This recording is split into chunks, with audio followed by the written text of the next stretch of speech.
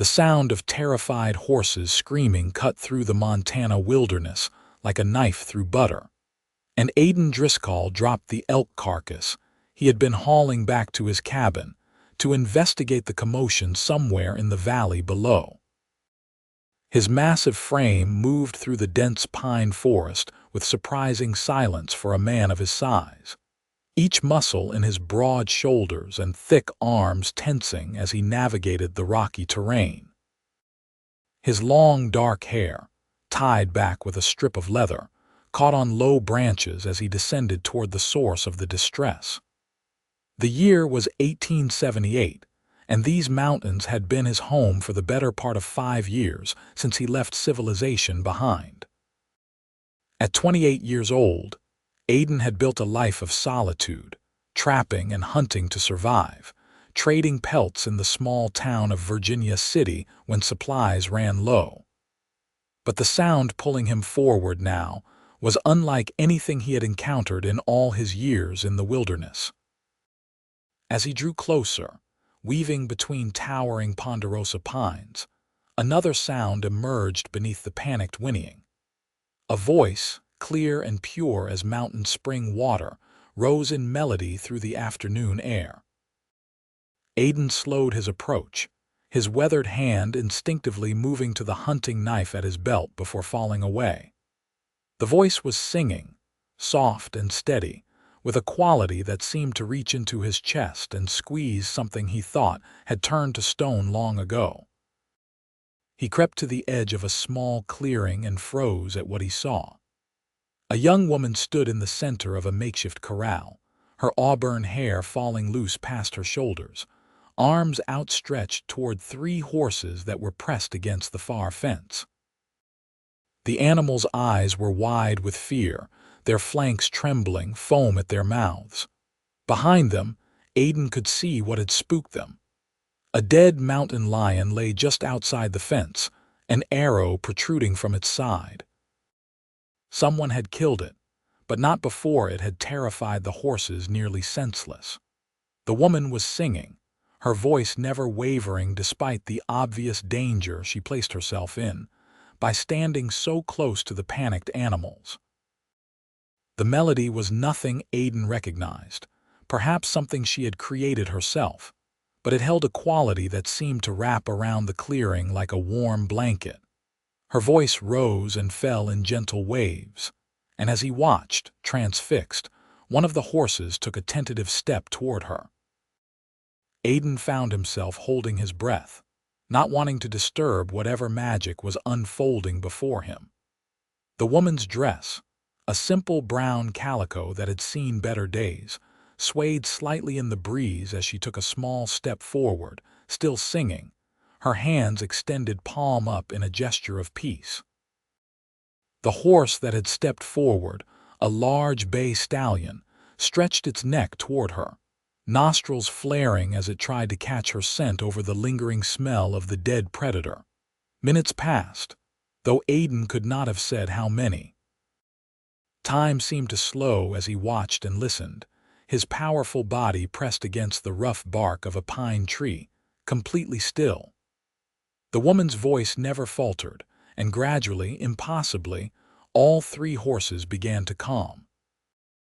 Their trembling eased, their eyes softened, and the bay stallion finally closed the distance between them, pressing its great head against the woman's shoulder.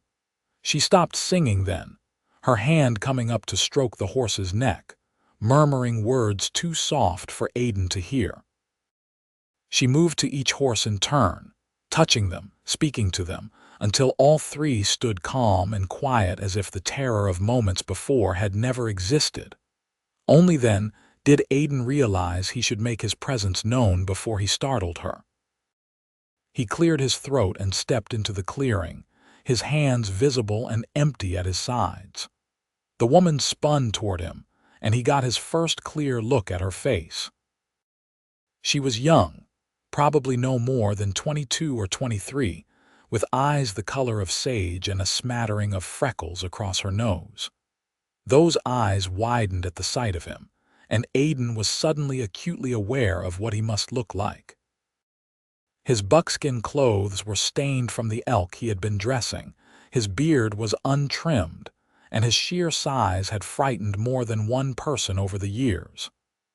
"I mean you no harm, miss," he said quickly, his voice rough from disuse. He rarely spoke to anyone these days. "I heard the horses and came to see if help was needed." The woman's hand had gone to her throat, but she did not scream or run.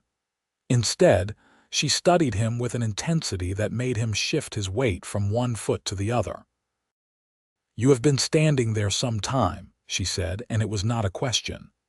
"Yes, miss, I apologize for that. You were calming the horses and I did not want to interrupt. What you did there with your singing, I have never seen the like." A faint color rose in her cheeks. "My father taught me. He said animals respond to confidence and calm, and singing helps me stay calm, so it helps them too." She glanced at the dead mountain lion. "That cat came out of nowhere. I managed to get an arrow into it, but the horses were already terrified. I thought I might lose them." Aiden walked slowly toward the fence, noting how the horses remained calm even with his approach. That was some fine shooting, getting an arrow into a charging cat. "It was more luck than skill," she admitted. "I was aiming for its chest, but I think I got its shoulder instead." It was enough to make it retreat, and it collapsed out there. He examined the lion from a distance, then looked back at her. "You are alone out here. My father is in Virginia City, selling our furs and buying supplies. He will be back by nightfall."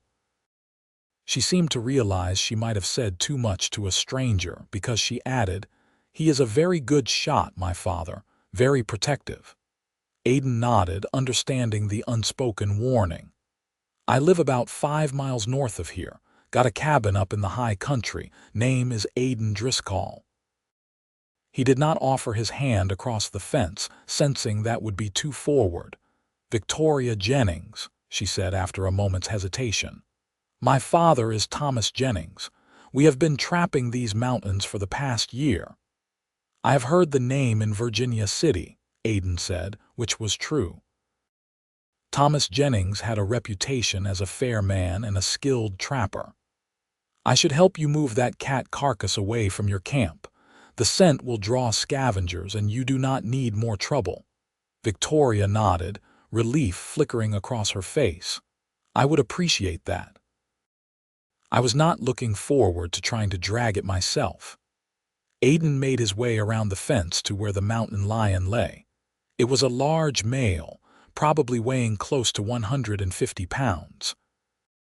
He hefted it over his shoulders with practiced ease, the muscles in his back and arms bunching beneath his shirt.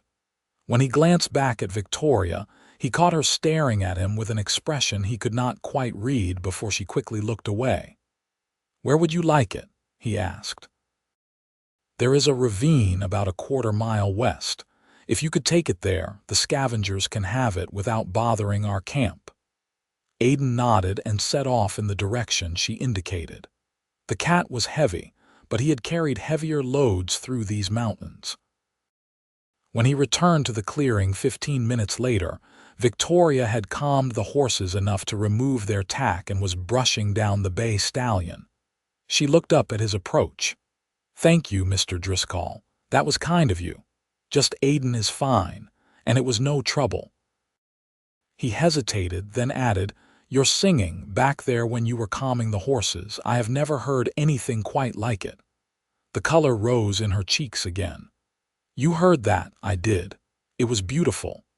Victoria ducked her head, focusing intently on brushing the horse's flank. "My mother used to sing to me when I was small. She died when I was 10, and singing makes me feel close to her still. I suppose I started singing to the animals without really thinking about it. Well, it works. I have been around horses my whole life, and I have never seen them calm so quickly from a fright like that."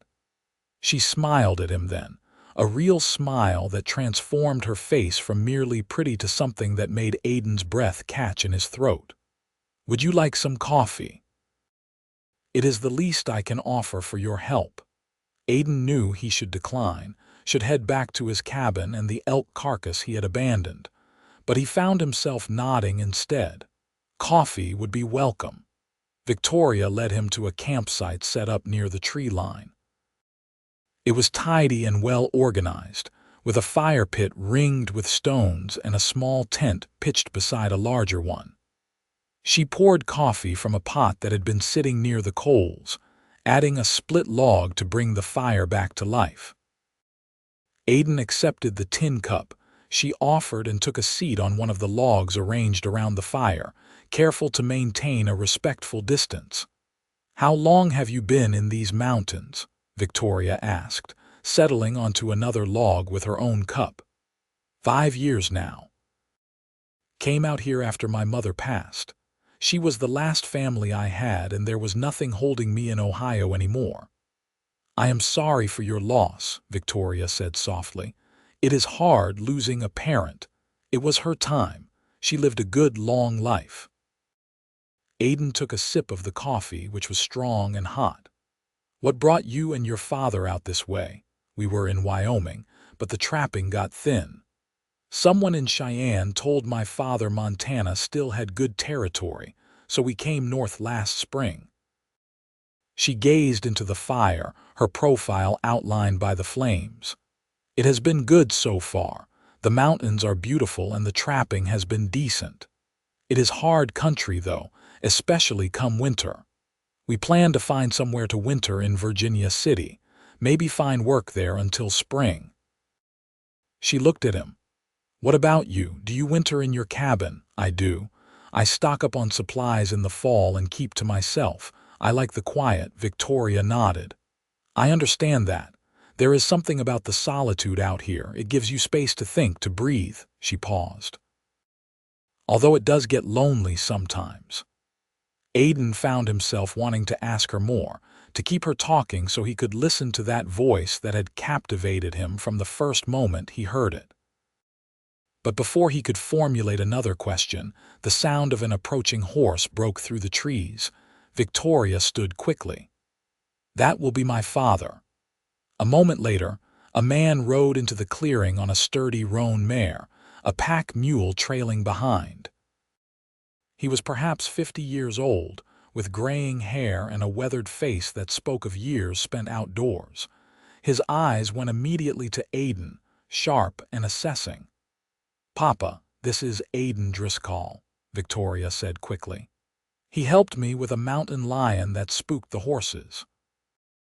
Thomas Jennings dismounted, his hand resting on the rifle in his saddle scabbard. "A mountain lion," Victoria explained what had happened, pointing to the bloodstains on the ground where the cat had fallen. Her father's expression shifted from suspicion to concern as he looked at his daughter. "You could have been killed," he said, his voice tight. "But I was not, and Mr. Driscoll helped me move the carcass so it would not draw more predators." Thomas turned his attention back to Aiden, who had stood when the older man arrived. "I appreciate you helping my daughter. I am in your debt." "No debt owed. Anyone would have done the same." "Not everyone," Thomas said. He extended his hand and Aiden shook it, noting the firm grip and the calluses that marked a man who worked with his hands. "Will you stay for supper?" "It is not much, but we have some fresh venison from a deer I shot 2 days ago." Aiden knew he should decline again, should return to his own camp and his own life. But Victoria was looking at him with those sage green eyes, and he found himself accepting instead. The evening passed in easy conversation. Thomas was well-traveled and had many stories from his years trapping across the Western Territories. Victoria listened to her father's tales with obvious affection, occasionally adding her own memories from their travels. Aiden found himself laughing more than he had in years, the loneliness he had grown accustomed to temporarily forgotten in the warmth of their fire. As darkness fell and the fire burned low, Aiden finally stood to take his leave. "Thank you for the meal and the company. It has been a good evening." "You are welcome at our fire anytime," Thomas said. "A man who helps my daughter is a friend." Victoria walked with him to the edge of the clearing. The moon was rising, casting silver light through the trees. "Thank you again, Aiden, for everything." "It was my pleasure, Victoria." He hesitated, then added, "If you need anything while you are in these mountains, my cabin is 5 miles due north. There is a lightning-struck pine at the base of the trail up. You cannot miss it." "I will remember that," she said softly. Aiden made his way back through the moonlit forest, his mind full of auburn hair and a voice that had wrapped itself around his heart without him even realizing it was happening. He told himself it was foolish, that he had no business thinking about a young woman barely past 20 when he was nearly 30 and lived like a hermit in the mountains. But he could not stop hearing her song in his mind or seeing the way her eyes had caught the firelight. The next morning, Aiden tried to return to his normal routine. He salvaged what he could of the elk carcass, though scavengers had found it during the night. He spent the afternoon checking his trap line and resetting several that had been sprung by smaller animals. But his thoughts kept drifting back to the clearing, to Victoria calming the frightened horses with nothing but her voice and her presence. 3 days passed. Aiden threw himself into his work, trying to push thoughts of Victoria from his mind. He told himself he was being ridiculous, that a single afternoon in someone's company did not mean anything. But on the 4th day, as he returned from checking his traps, he heard singing drifting through the trees. He followed the sound without conscious thought, his feet carrying him south toward where he knew the Jennings camp lay. He moved quietly, not wanting to interrupt, and found Victoria kneeling beside a creek, washing clothes. Her voice rose and fell with a melody that seemed to match the babbling of the water over stones. Aiden watched from the tree line, hidden from view, not wanting to disturb her. But she must have sensed his presence because she stopped singing and turned, her eyes finding him unerringly despite the distance between them. "You can come out, Aiden Driscoll," she called. "I know you are there." Feeling foolish, Aiden stepped into view. "I apologize." "I heard singing and followed the sound without thinking. I will leave you to your work." "You do not have to leave," Victoria said, wringing out a shirt and laying it over a rock to dry. "Unless you have somewhere else to be." He did not. His trap line was checked and he had no pressing tasks waiting at his cabin. "I do not want to intrude." "You are not intruding." She gestured to a flat rock near where she knelt. "Sit if you like. The company would be welcome." Aiden sat, watching as she continued her washing. Her hands moved efficiently through the task, scrubbing and rinsing with practiced ease. "Where is your father today?" he asked. "He rode to Virginia City again. He met a man there who wants to buy all our pelts directly, which would save us the trouble of dealing with the trading post. He should be back by evening." She glanced at him. "Why were you really in the woods nearby? Your cabin is north and this creek flows east." Aiden felt heat rise in his face. "I was checking my southern trap line. It runs not far from here. And you just happened to hear me singing." "Yes." Victoria smiled, a knowing look in her eyes that suggested she did not entirely believe him but did not mind. "Well, I am glad you came. I wanted to thank you again for helping with the mountain lion. Papa says that cat has been causing trouble for trappers in this area for months. You probably saved my life by scaring it off. You saved your own life by getting an arrow into it. That took courage and skill. Or desperation and luck," she countered. "But I will accept the compliment anyway." She finished with the last garment and stood, drying her hands on her skirt. "Will you walk with me? There is a meadow not far from here where I have been watching a family of foxes. I go there sometimes in the afternoon." Aiden should have said no. He should have made an excuse and returned to his cabin, to his solitary life that had suited him perfectly well for 5 years. Instead, He found himself nodding and falling into step beside her as she led the way through the forest. The meadow she brought him to was a small clearing carpeted in late summer wildflowers, purples and yellows and whites swaying in the breeze. Victoria settled onto a fallen log at the edge of the tree line and motioned for Aiden to join her. They sat in comfortable silence, watching the meadow. After perhaps 10 minutes, a red fox emerged from the undergrowth on the far side of the clearing.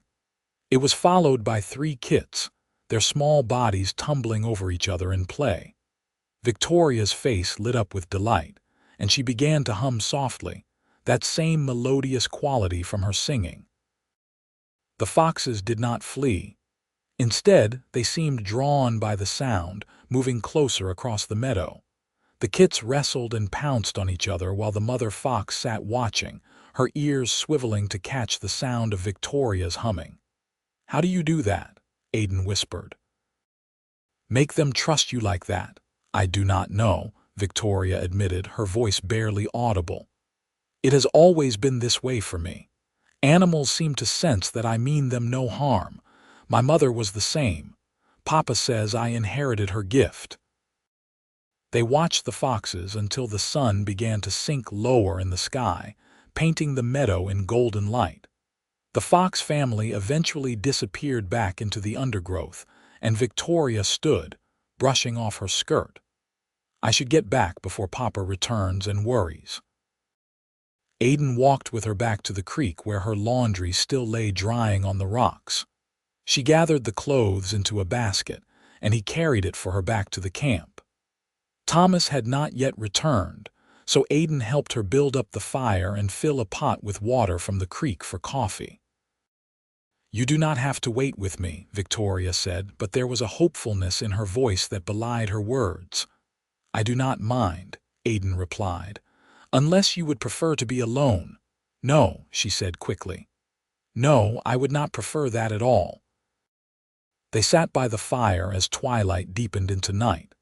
Victoria told him about her childhood in Missouri, about her mother's death from fever, and how she and her father had taken to the trapping life afterward. Aiden shared stories of his own past, things he had not spoken of in years. His father's death in a mining accident when Aiden was 12. His mother's struggle to keep their small farm running. His decision to go west after her death, seeking something he could not name. "Did you find it?" Victoria asked. "Whatever you were seeking." Aiden considered the question. "I found peace, I think. A place where the ghosts were not so loud." "I understand that," Victoria said softly.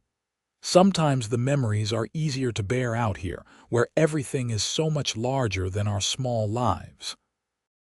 Thomas returned as the moon rose, and Aiden helped him unload the supplies from the pack mule. The older man seemed pleased with his dealings in Virginia City and was in good spirits.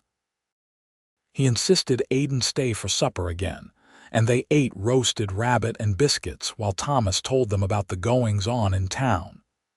"There is talk of bringing the railroad through this territory within the next few years," Thomas said. "It will change everything when it comes." "Not everything," Victoria said, looking out at the dark forest beyond their fire. "The mountains will still be here." "But the life we know will not," her father replied. "Progress is coming whether we like it or not." Aiden thought about that as he made his way back to his cabin later that night. He had come to these mountains to escape progress, to escape the rapidly changing world that had no place for a man like him. But sitting by the fire with Victoria and her father, he had felt something shift inside him. The solitude he had treasured suddenly felt less like peace and more like loneliness. Over the following weeks, Aiden found himself drawn to the Jennings camp more and more often. Sometimes he would bring fresh meat or fish to share. Other times he would simply appear, drawn by the sound of Victoria's singing as she worked around the camp. Thomas seemed to welcome his presence, and gradually, Aiden became a regular fixture at their evening fires. He learned that Victoria could cook better than any woman he had ever known, turning simple ingredients into meals that satisfied not just the body but the soul. He discovered that she had a quick wit and a sharp mind, that she had taught herself to read, and would spend hours with the few books her father had brought west. He found out that she was afraid of spiders but not bears, that she could track game as well as any man, and that she had a laugh that made his chest feel tight and warm at the same time. And he learned that he was falling in love with her, though he tried desperately to fight it. One afternoon in early September, Aiden arrived at the Jennings camp to find Victoria in distress. She was standing near the horse corral, her face pale and worried. "What is wrong?" he asked, moving to her side immediately. "It is Smoke, the bay stallion. He has been favoring his left front leg all morning, and now he will not put any weight on it at all. Papa rode to check the northern trap line, and I do not know what to do." Aiden entered the corral slowly, approaching the horse with calm confidence. Victoria was right. The stallion was holding his left front hoof completely off the ground. Aiden ran his hand down the horse's leg, feeling for heat or swelling. When he reached the hoof, he found the problem. A large stone had become wedged in the soft part of the hoof, and the surrounding tissue was inflamed. "I need my knife and something to use as a hoof pick," he said. Victoria brought him both, and he set to work carefully removing the stone. It had been driven deep, and the horse flinched and tried to pull away several times. Victoria moved to the stallion's head, placing her hand on his neck and beginning to sing softly. The horse's ears swiveled toward her, and he stilled, allowing Aiden to finish removing the stone and cleaning the hoof. "He will need to rest it for a few days," Aiden said, straightening. "The tissue is bruised but not seriously injured. He should be fine." Relief flooded Victoria's face. "Thank you, I was so worried. These horses are everything to Papa and me. We could not work our trap line without them. He will be all right. Just keep him in the corral and check the hoof twice a day for any signs of infection." Victoria reached out and touched Aiden's arm, a brief contact that nonetheless sent warmth spreading through his chest. "You always seem to appear when I need help, like some kind of guardian spirit." "Just good timing," Aiden said, though he knew it was more than that. He had been finding excuses to check on them nearly every day. "Stay," Victoria said. "Papa will be back soon, and I was going to make cornbread. I know it is your favorite." Aiden did not ask how she knew that. He simply nodded and followed her to the fire. As they worked together preparing the meal, Aiden was acutely aware of Victoria's presence beside him. The way she moved with easy grace, the soft humming that accompanied her work, the occasional brush of her hand against his as they reached for the same utensil. The air between them felt charged with something unspoken, and Aiden found it increasingly difficult to maintain the careful distance he had been trying to preserve. Thomas returned as the sun was setting, and they ate together, as had become their custom. But after the meal, Thomas stood and stretched, announcing he was tired and planned to turn in early. He disappeared into the larger tent, leaving Aiden and Victoria alone by the fire. The silence stretched between them, comfortable but weighted with all the things neither had said. Finally, Victoria spoke. "Aiden, can I ask you something?" "Of course." "Why do you come here so often? I do not mean that I do not want you here," she added quickly. "I do want you here. But you have lived alone for 5 years, and Papa says you have a reputation in Virginia City for keeping to yourself. Yet you come here nearly every day now. Why?" Aiden stared into the fire, trying to find the right words. He was not a man comfortable with expressing feelings, had spent most of his adult life avoiding emotional attachments.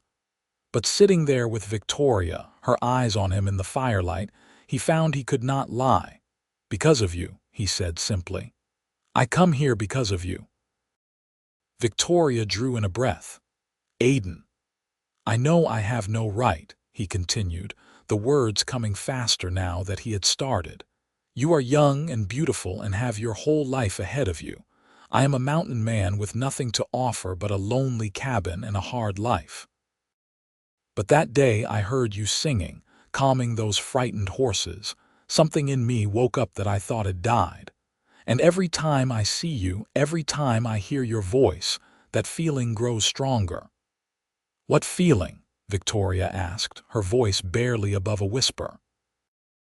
Aiden looked at her then, meeting her eyes. "Love. I am in love with you, Victoria." The words hung in the air between them.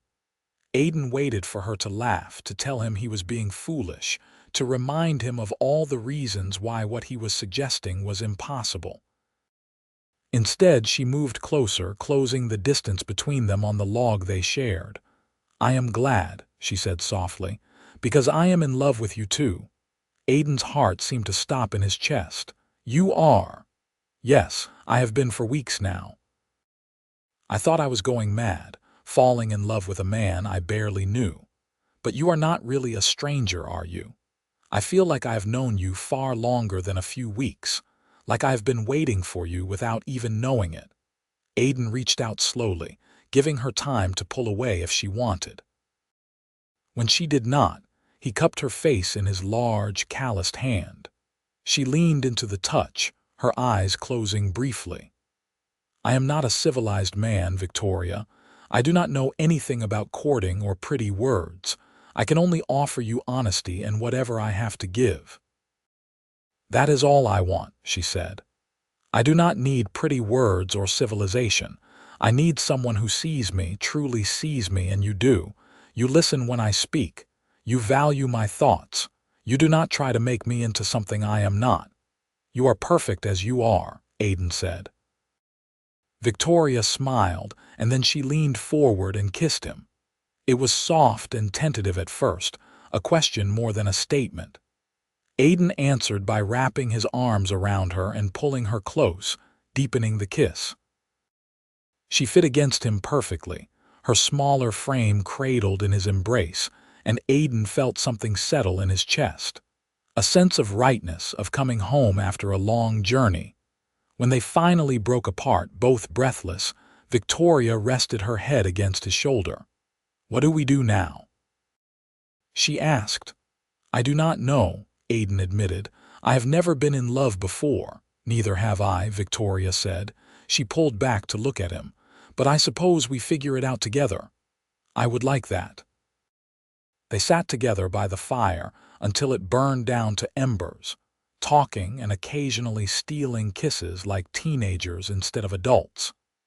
Aiden told her about his dreams for his cabin, how he had been slowly improving it over the years.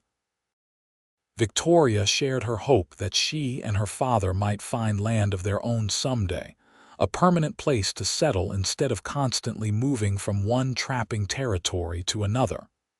"You could settle near me," Aiden suggested.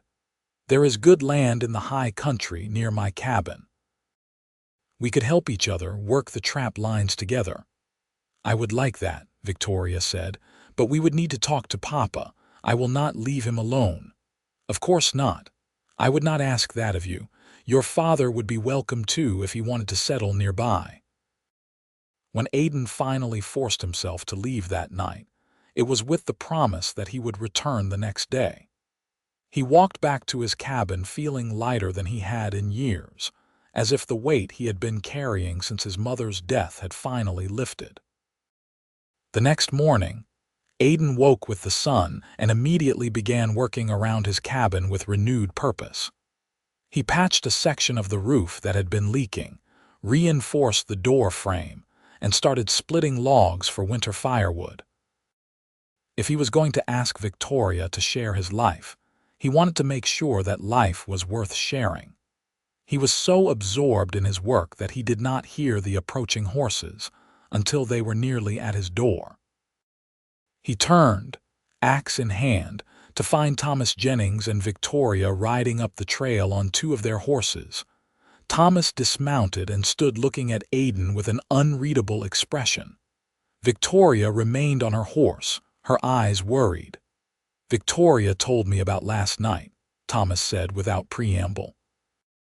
"About what you said to each other." Aiden set down the axe and faced the older man squarely.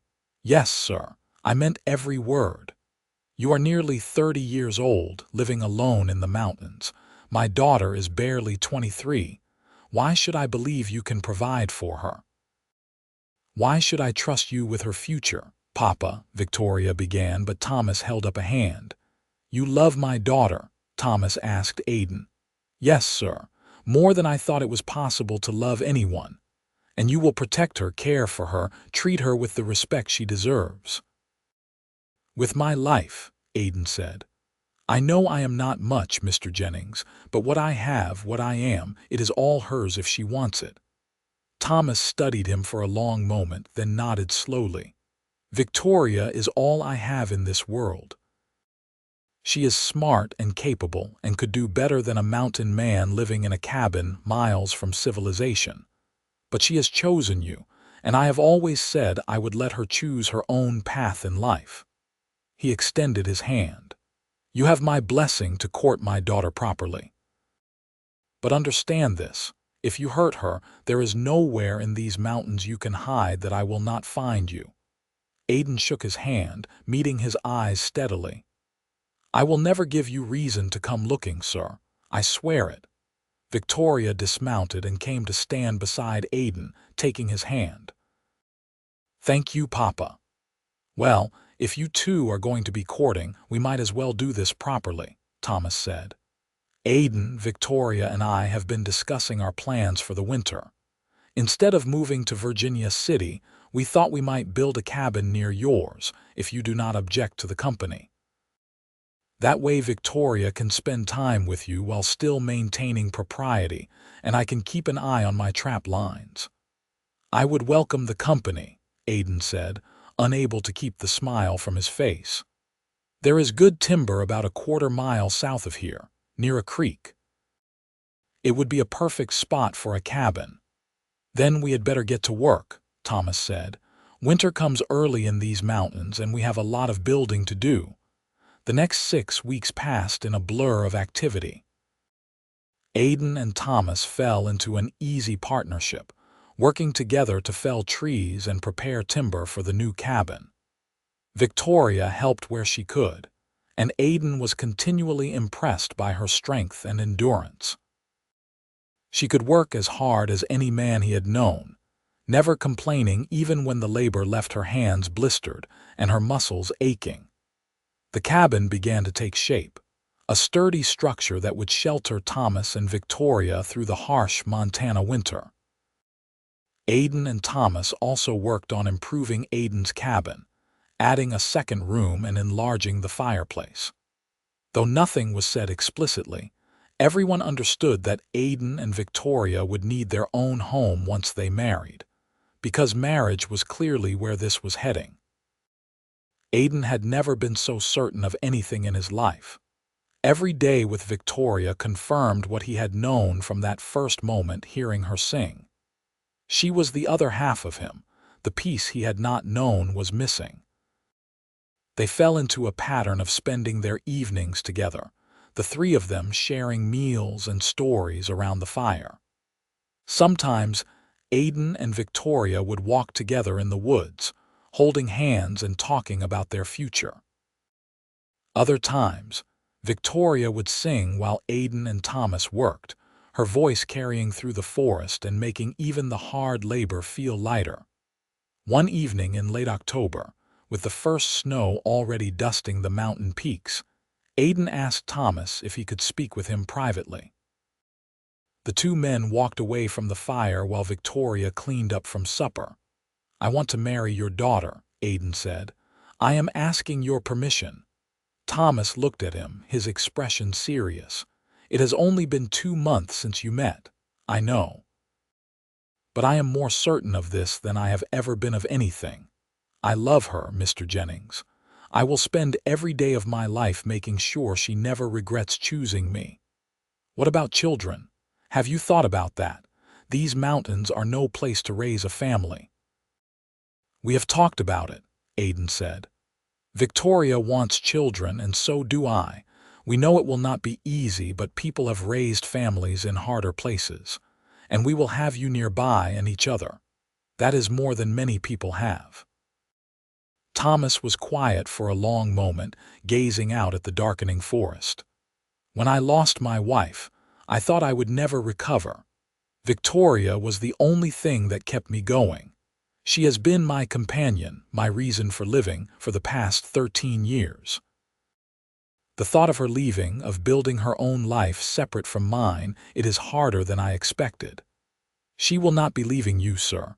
She will always be your daughter, but she deserves a chance at her own happiness, her own family. I know." Thomas turned to look at Aiden. "You are a good man, Aiden Driscoll, better than I gave you credit for when we first met. I can see the way you look at my daughter, the way you protect her without smothering her, respect her without patronizing her. Yes, you have my permission. But the real question is whether Victoria will say yes." Aiden smiled. "There is only one way to find out." They returned to the fire where Victoria was banking the coals for the night. She looked up at their approach, her eyes moving between them with curiosity. "Is everything all right?" she asked. "Victoria," Aiden said, his heart pounding so hard he was sure she could hear it. "I have something I need to ask you." He reached into his pocket and pulled out a ring.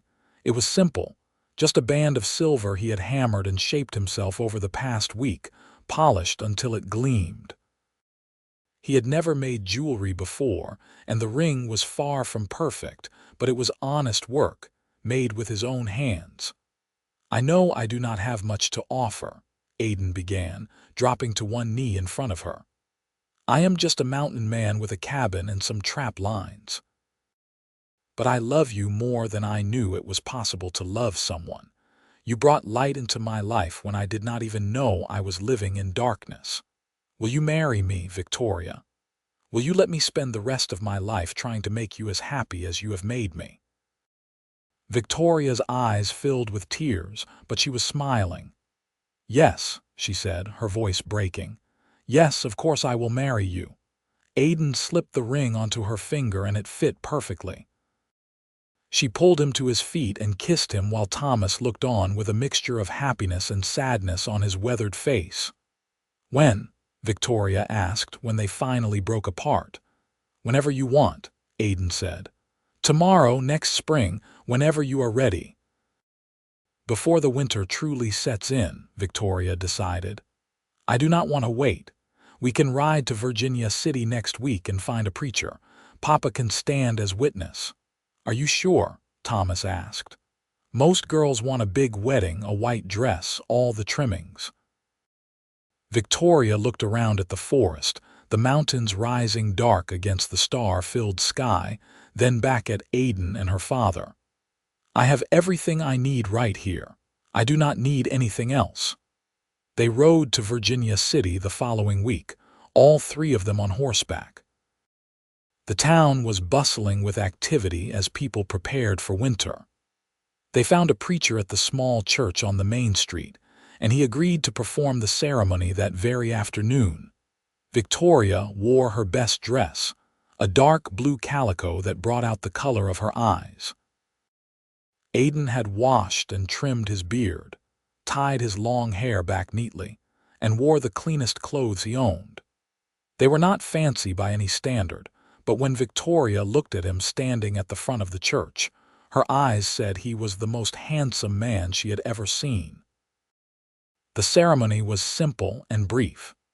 Aiden repeated the vows, his deep voice steady and sure. Victoria's voice trembled slightly with emotion as she said hers.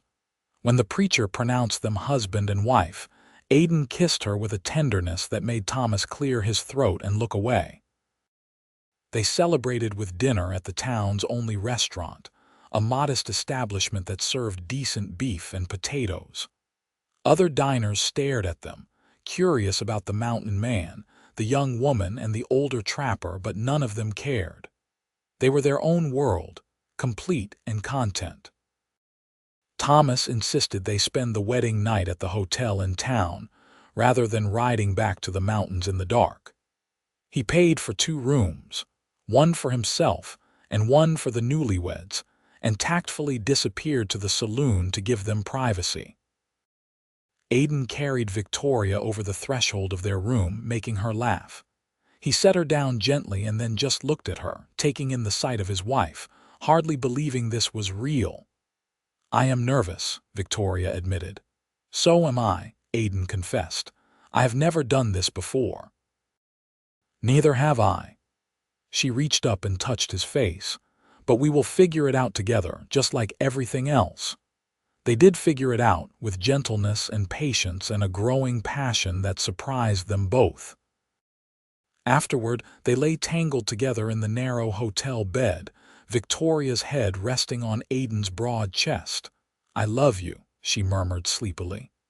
"I love you too," Aiden replied, stroking her hair. "I will love you until the day I die and beyond." They returned to the mountains the next day as husband and wife. The cabins were ready, the winter supplies stocked. Thomas settled into his cabin with good grace, giving the newlyweds space while remaining close enough to provide help if needed. The winter was long and harsh, with snow piling high and temperatures dropping far below freezing. But inside Aiden and Victoria's cabin, there was warmth and laughter and love. They spent the long dark evenings talking and reading, playing cards and planning for the future. Victoria taught Aiden songs her mother had taught her, and he taught her to carve wood, his large hands guiding her smaller ones as they shaped a piece of pine into the form of a bird. At night, they would lie together in their bed, listening to the wind howl outside, grateful for the solid walls around them and each other's warmth. Victoria would sometimes sing softly, her voice filling the cabin with beauty, and Aiden would hold her close and think about how empty his life had been before she walked into it. Spring came slowly to the high country, the snow reluctant to release its grip. But eventually, the ice began to melt, the creek swelled with runoff, and the first green shoots appeared through the retreating snow. Victoria woke one morning feeling ill, and she immediately knew what it meant. When she told Aiden she thought she was with child, he picked her up and spun her around despite her protests that he would make her more nauseous. "We are going to have a baby," he kept repeating, wonder in his voice. "We are going to be parents."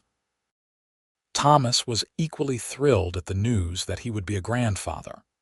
He immediately began working on a cradle, carving elaborate designs into the wood with a care that revealed his deep emotion. As Victoria's belly grew, Aiden became even more protective than usual. He hovered constantly, worried about her exerting herself. Victoria tolerated it with good humor, knowing his concern came from love. "I am not made of glass," she told him one afternoon when he tried to stop her from carrying water from the creek. "Women have been having babies forever, including in much harder circumstances than these." "I know," Aiden said, "but you are my wife, and this is my child, and I reserve the right to worry." Victoria set down the water bucket and came to him, wrapping her arms around his waist as far as her growing belly would allow. "I love you for worrying, but you have to trust that I know my own body. I will not do anything to endanger myself or the baby." As summer progressed, Victoria continued to sing to the animals. Her growing belly did not stop her from kneeling beside the creek to coax a family of otters closer or standing in the meadow while deer grazed nearby. Aiden would often watch from a distance, marveling at his wife's gift and the way animals of all kinds seemed drawn to her gentle presence. In late August, Victoria went into labor. Aiden sent Thomas riding hard for Virginia City to fetch the doctor, but it became clear quickly that the baby would not wait. Aiden delivered his own son with shaking hands and prayers to every deity he could think of, guiding the infant into the world as Victoria's screams echoed through the cabin. When it was over and Victoria held their squalling, red-faced son against her chest, Aiden sat back on his heels with tears streaming down his face. "You did it," he kept saying. "You were so brave. You were amazing." "We did it," Victoria corrected, though she was exhausted. "We made this little person together." They named him Adam Thomas Driscoll, after Aiden's father and Victoria's. The baby had his father's dark hair and his mother's eyes, and from the very beginning, he was strong and healthy, with lungs that could wake the entire mountainside when he wanted to be fed. Thomas arrived back with the doctor hours later, only to find everything already taken care of. The doctor examined Victoria and the baby and pronounced them both healthy, though he cautioned Victoria to rest for several weeks. Aiden took the doctor's orders seriously, barely letting Victoria lift a finger for the next month. Adam grew quickly, thriving in the mountain air. As he got older, Victoria would sing to him the same songs her mother had sung to her. The baby would quiet immediately at the sound of her voice, his small fists unclenching, his eyes drifting closed in contentment. Life settled into a rhythm over the next few years. Aiden and Thomas worked their trap lines, bringing in enough furs to keep them comfortable. Victoria tended the cabin and the garden she had planted near the creek, raising Adam and later his sister Anna, born 2 years after him, and then another son, Aaron, who came 2 years after that. The cabin was expanded to accommodate the growing family. Aiden built an addition, creating separate bedrooms for the children. Thomas, now in his late 50s, spent more time with his grandchildren than on the trap lines, content to pass on his knowledge to the next generation. Victoria still sang, though now it was usually to her children rather than to wild animals. But sometimes, on summer evenings, she would walk to the meadow with her family, and she would sing to the foxes and deer and birds. Her children would watch in wonder as the animals drew closer, unafraid, enchanted by their mother's voice just as their father had been that first day years ago. Aiden would stand with his arm around Victoria, their children playing nearby, Thomas watching over them all, and he would think about how much his life had changed. The loneliness that had driven him into these mountains was a distant memory. In its place was a richness he had never imagined possible. "What are you thinking about?" Victoria asked him one evening as they watched the sunset paint the mountains in shades of gold and purple. "About how I heard you singing and followed the sound. About how that one moment changed everything." Victoria leaned into him, fitting against his side the way she always had. "I am glad you followed the sound. I am glad you listened." "So am I," Aiden said. He looked down at his wife, at the silver beginning to thread through her auburn hair, at the laugh lines around her eyes, at the capable hands that had worked beside him for nearly a decade. She was even more beautiful to him now than she had been that first day, her beauty deepened by shared experiences and the life they had built together. "Sing something," he requested, as he often did. Victoria smiled and began to sing, a melody she had composed herself over the years. It was a song about mountains and love, about finding home in unexpected places, about voices that called to each other across distances. The children stopped playing to listen. Thomas paused in whittling the toy horse he was making for Aaron. Even the birds seemed to quiet in the trees. And Aiden listened, just as he had listened that very first day, falling in love all over again with the woman whose voice had led him out of his lonely isolation and into a life richer and fuller than anything he had dared to dream.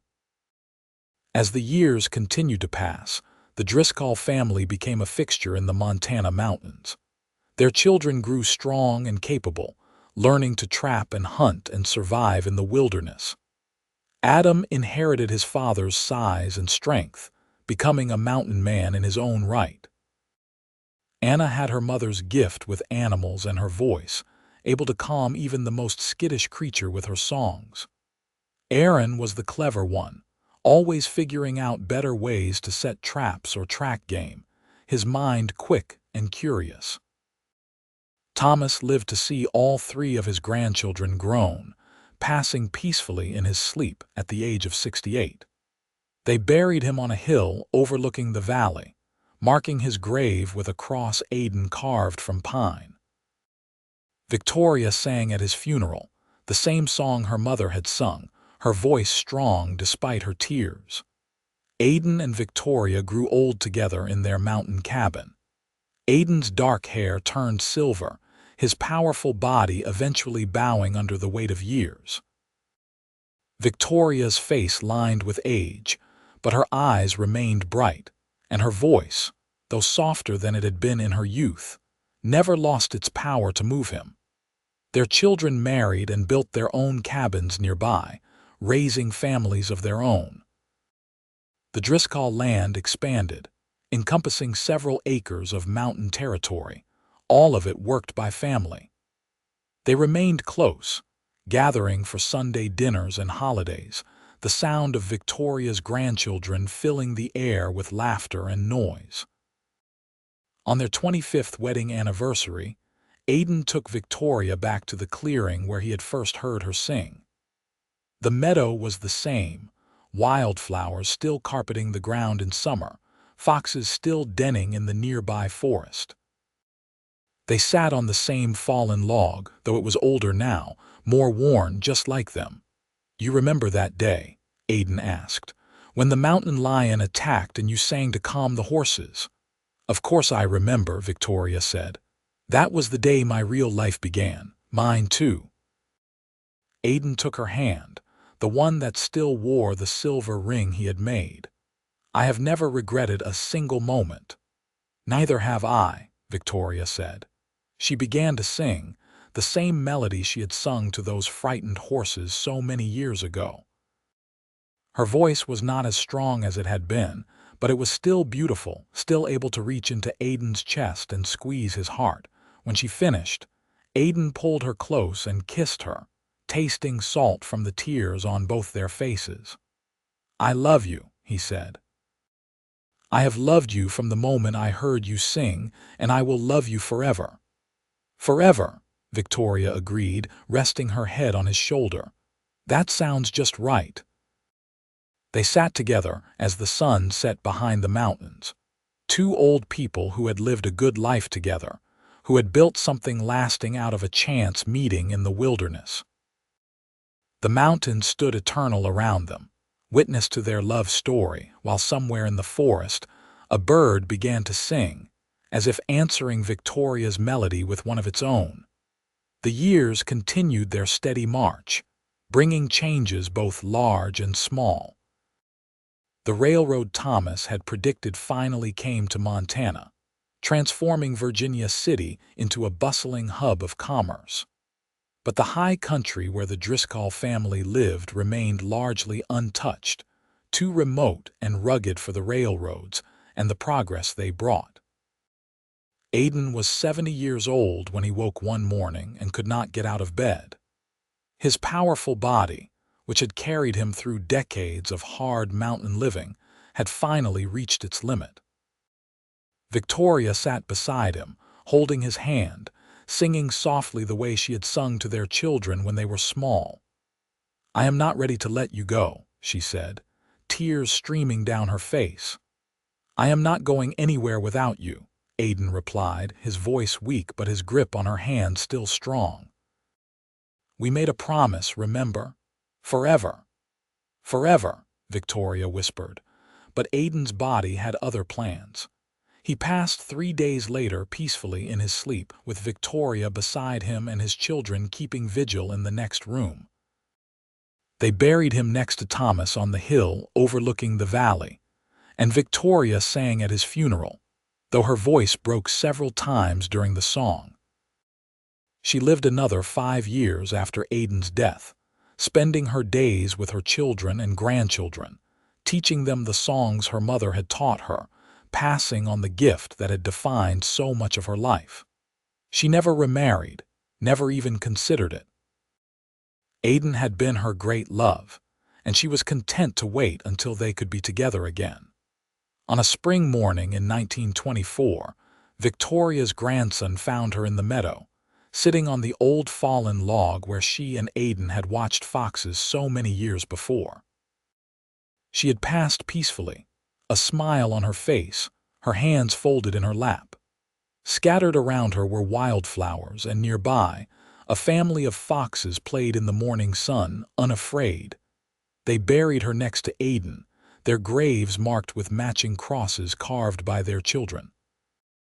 The family gathered on the hillside, 3 generations of Driscolls, all of them products of the love between a mountain man and the woman whose voice had captured his heart. Adam, now a grandfather himself, stood at the head of the graves and spoke of his parents. He told the story of how they met, of his father following the sound of singing to find his mother calming frightened horses. He spoke of their love, which had been the foundation on which all their lives had been built. When he finished speaking, Anna stepped forward.